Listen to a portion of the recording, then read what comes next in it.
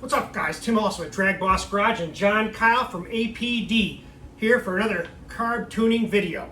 Now, APD stands for Advanced Product Design. And when he came up with that name, it wasn't just because it sounded good. It's because when they do something, they do it 110%. That's the same thing I tell my kids. When you do a job, you do it 110%. And all the guys you see behind me have the same thought pattern. Do that job. They want to do the best customer service for you. They're busy here, so we decided to make this carb tuning series for you guys so that we can help you get the best out of your APD carburetor. Now, with that said, we talk specifically about APD. Everyone knows Holley. We don't have to go there. Some of the information we talk can transfer that because carbs are a theory. They all operate in the same dimension, we'll say. So some of this may help and some of this may not. All of our, you got to realize how the aftermarket carb was built. I mean, it was originally, all these aftermarket parts you see were built around a Holley part because originally we had to contend with, okay, we have a main body, we got to make the parts fit. So anything aftermarket we did. So I mean, today we make it all, but there's still a lot of similarities to a regular Holley carburetor. So what we talked about today is we said, you know what, we're going to do, we've been working through a series, and right now we're at the point of the shooter function, shooter size, and also the cam that operates the duration of the shooter, which comes from the pump arm of the accelerator pump, which we'll get into.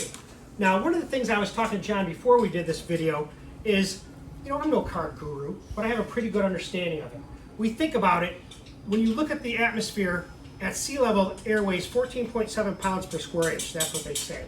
You know, so air has weight. It's above this carburetor when you're running. The piston's coming down on that stroke, and that's what's pulling that air in through the carburetor through the venturis and causes the venturi effect. So when you're ready to nail it and you hit that pedal to the floor and open those throttle blades, there's an instant pressure drop. And what we're trying to do with this carburetor is compensate for that with the airflow that's coming in at speed. Now we have to add the fuel into it. You're trying to band-aid the delay in the booster pulling fuel out of the main system. Okay. You know, that system cannot be functionable at an idle because obviously the motor would flood. I get it. So when that sees that low pressure that you're talking about, it has to pull through the booster, through the main well for fuel to start feeding out. So the squirter is strictly just band-aiding that delay. Okay. And that's a good term, band-aiding, you know? And it's adjustable. That's the key thing. And that's what we're trying to show you so that you can get the best performance from your combination. And the one thing that most people don't realize is the squirter does not stop functioning at wide open throttle. If you look at about any dyno video, you'll see that squirter continues to pull. Yeah. So it is, in today's racing engines, a tunable asset for more than just Band-Aid. And we're getting a little deeper doing that, but that squirter does affect the overall air-fuel ratio. So what we're going to do is talk about pump shot first. The pump shot comes from the shooter. And they come in different sizes, in drill sizes, I guess I would call it. You know, and you all know where they are. On this carburetor, this is a 4150. We've been working with a Dominator before, but APD also makes a 4150. And they're right here. You see them here. They have that big screw, and usually there's a washer, like a fiber washer underneath it that seats it. So when that pump arm, when you nail that throttle and that opens, you can see that pump arm right here moving. That's the pump shot. So with that said, I'm not sure what your carburetors come with a pump shot. I only know Holley stuff, which is like 28, 29, and once you get past 32, I think, you need a hollow screw. Yeah, we run a hollow screw in everything, but yes. Advantage for that? The hollow screw adds response time. So I should say it eliminates response time. Not so much the volume on the small squirters, but the time from when the throttle moves to fuel coming out the squirter is drastically faster with a hollow screw than a solid screw. Okay, that makes sense to me. I see. Yeah, it's there's a bigger hole. It's going significant through that amount. Okay. And then you know, most of our carburetors today are big enough that it can use the hollow screw. It's an advantage because I mean, some of the smaller carburetor we do use a smaller squirter, but as a typical 32, 750 and up, you generally never see less than about a 32 squirter. Okay. The shooter allows the volume. Yes. What the cam does is tailor in how long you're to take to get to that volume to full throttle. Am I right? Yes. And the progression. I mean, it's no different in camshaft. If you want a lot of movement just off idle versus if a lot of your dirt late model cars and your street cars, you don't want that big initial squirt because coming off a stoplight or just coming out of a corner, it's too much fuel. Right. You don't want to blur both things of that nature. Where a drag race, you want everything you can get as quick as you can get it because Right. the pedal's going straight to the floor. That's it. No, we do a lot of work with Willys, which is a premier circle track carburetor, Okay. and just listening to the difference in the way they have built the carburetor in the last 10, 15 years with squirters, it has been enlightening. They put check valves in the main body so that it does help eliminate some pull over there. Okay. The other thing that Pull check over. valve will do is it lets it build a certain amount of pressure before the check valve pops off. So the squirter, instead of a stream that dribbles, with little throttle Yeah, movements, yeah. it's a lot more of a responsive stream. Okay. So just different, different thoughts for different types of racing. So let me ask you this. I get this new car from you. I put it on my car, I'm all psyched, I can't wait. And I go out and drive now, I have a bog. Now, the first thing people want, there's something's wrong with this carburetor, or they don't know about adjustment, they're gonna ring you on the phone. And that's why we wanna try to help prevent that and show you exactly what we're doing. If you have that problem, what's the first thing you should do? Should you start just increasing the size of the shooter to try to eliminate that first? And then a lot depends on where you have that bog. I mean, if it's a drag car and you're hitting the throttle to take off and it's instantaneous, then yes, a bigger squirter is the direction to go. But some motors will actually come up, say to 3,000 or 4,000 RPM, kind of fall down and then continue to come up. Well, at that point, a lot of times it's the length of the squirt, which different cam or sometimes even a smaller squirter, the smaller the squirter, the longer the duration. Right. So a lot of times that'll help. Okay. So when we talk about tuning the accelerator pump on the last video, you got to remember that the volume of that pump also makes a difference, the 30 cc's and the 50 cc's, because that's the volume that you're going to push through here. Now, what John was saying before, and I want to clarify this for these guys because this is what they want to know. You have to think about the position that you're having a problem with on the throttle. And I'm going to come up here because guys want to see this stuff. They need to see what we're talking about. And it worries me about holding this up in the air and flinging around, but you probably have another one. Yeah. So you think about it. When is your car getting that bog? Is it when you nail it right from the get-go? Is it when you're coming off from 30 miles an hour and you want to go a little bit further? Is there not enough pump shot left to cover that hole? Those are the things you want to think about. So when you're diagnosing or trying to troubleshoot an issue like this, you have to think about when is it happening in that drive time. Well, this will show it exaggerated. As you can see, this cam is very progressive. It starts very slow to a fairly high lift. Okay. And then if you look at this cam, you can see the cam actually comes on much quicker.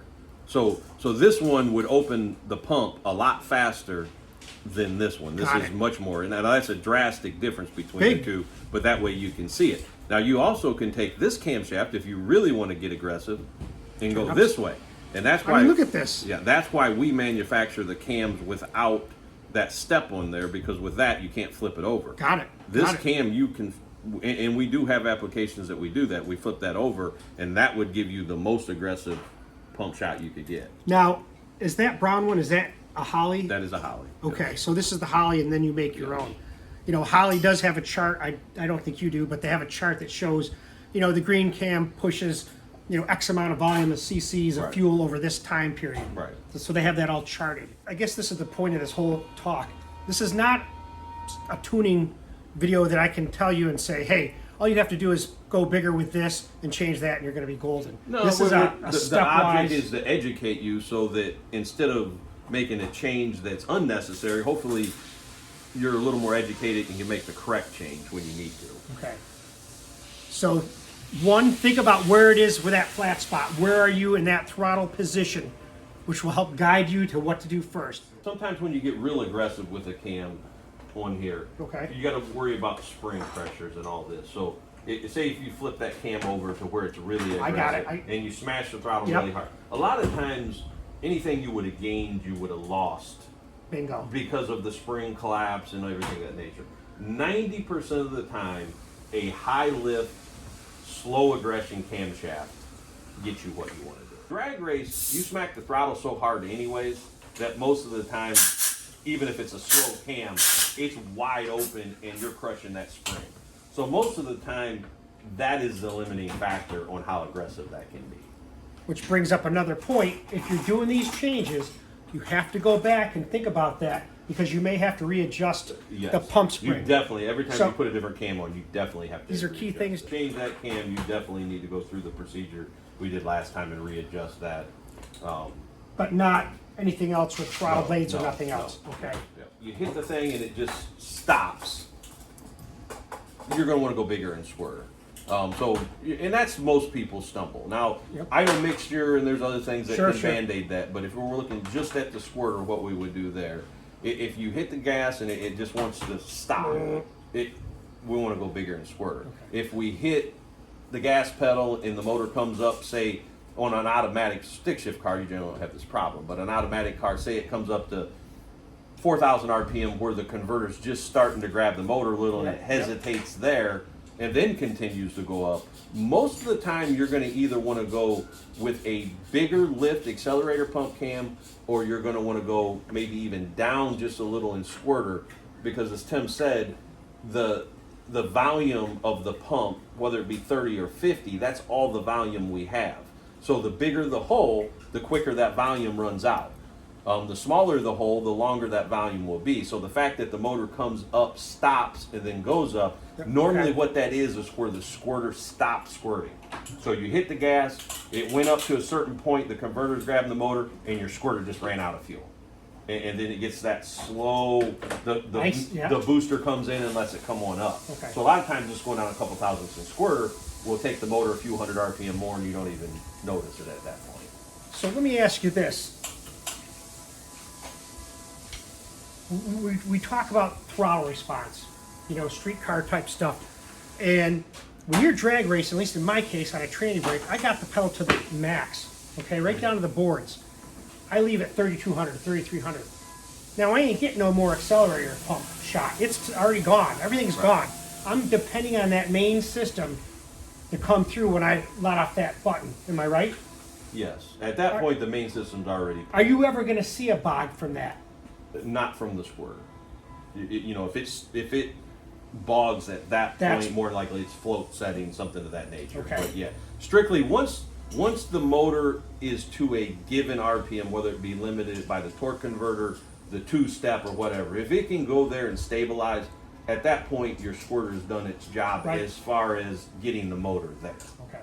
It's hard to tune this when you're leaving wide open. You're not even going to notice anything. Well, from but that. where you'll notice is from idle to your chip.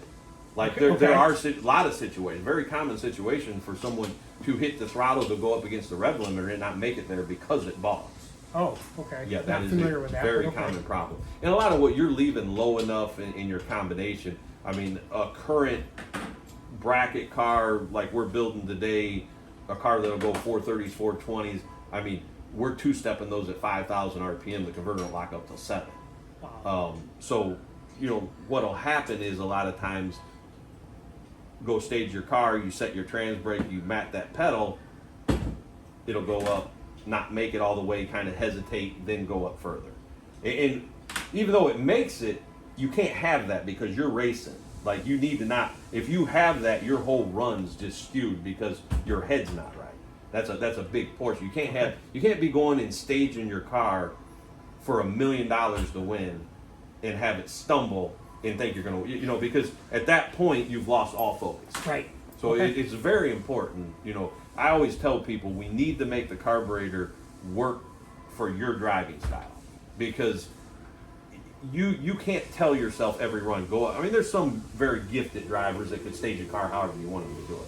But as a whole, most of the racing population, if they have to go stage their car and think, well, I got to bring this up just a little bit before I floor it, chances are they're going to lose all focus on the race. I know. It's very important that you're comfortable with the way the carburetor and the motor, the whole combination functions.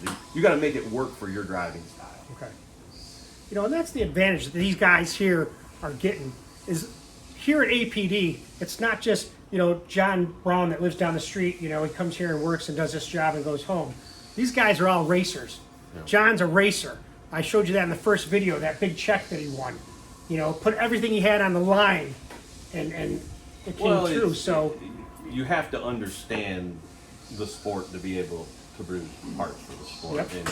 And today we race for a lot of money. I mean, I say it a lot of times to people. We continue trying to build, like, whether it's our rocker arms or our carburetors or whatever it may be, we cannot have failures anymore. There's too much on the line. I mean, back when I raced, I mean, we raced for 50 grand was a lot of money, and it is a lot of money, but today they're racing for hundreds of thousands of dollars.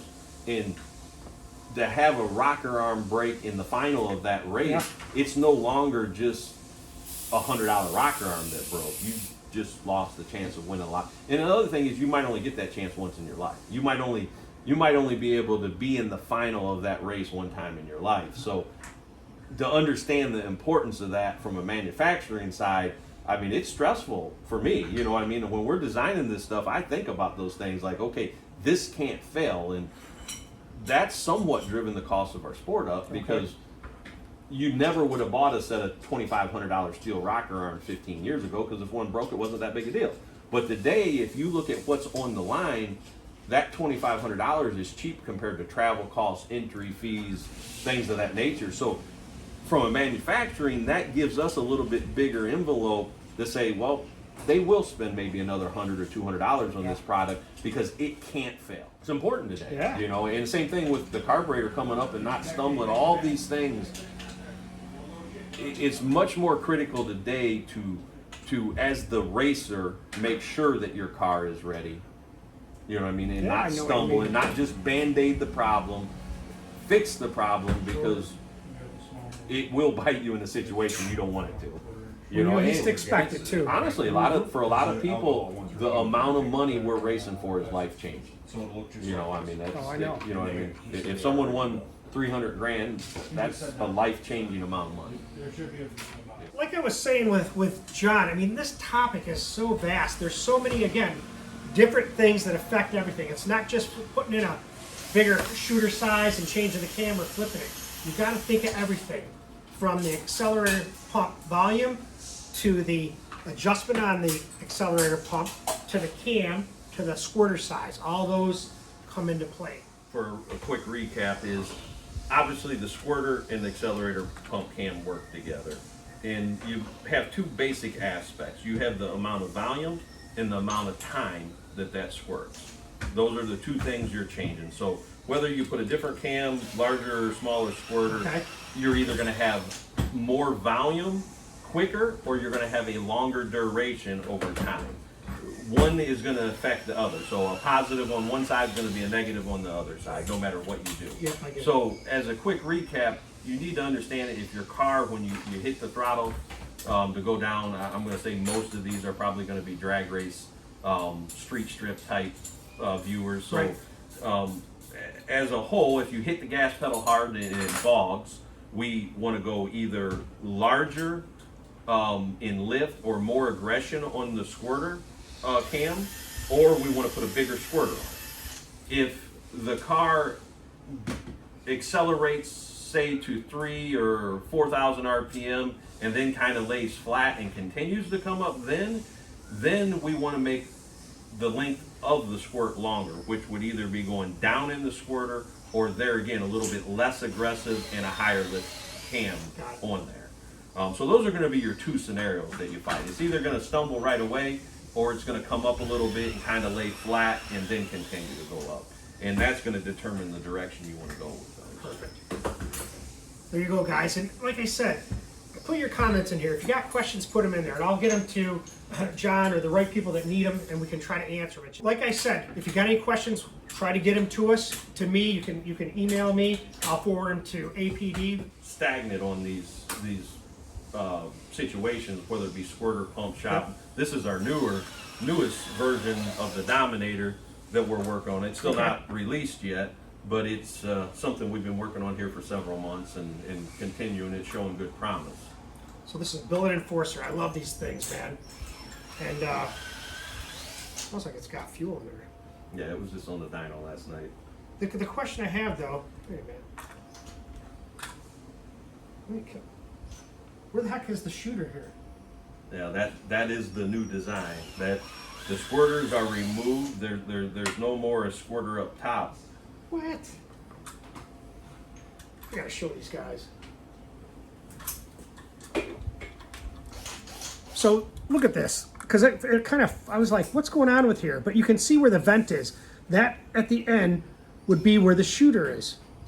Gone. Okay. Yeah, we've introduced the fuel through the main body and out the bottom of the throttle blowers below the throttle plate. Because if you notice, the harder you hit the throttle, the more the fuel hits the squirter, the venturi, and bounces off. Yeah, I see that spray. Yeah. It's a very uncontrolled amount of fuel as far as metering that goes into it. So, for several reasons, for metering and to help eliminate stumbles as carburetors get bigger and bigger because of engine power going up and up, the stumble situation becomes worse. So we have figured out a way to introduce the squirter in the bottom of the throttle bore, so the motor sees it instantaneous. It don't have to. Let me see that. It does not have to go past the booster and everything. And the other beauty of this is we figured out ways we can completely cut the squirter fuel off, so that we are pulling only meter fuel.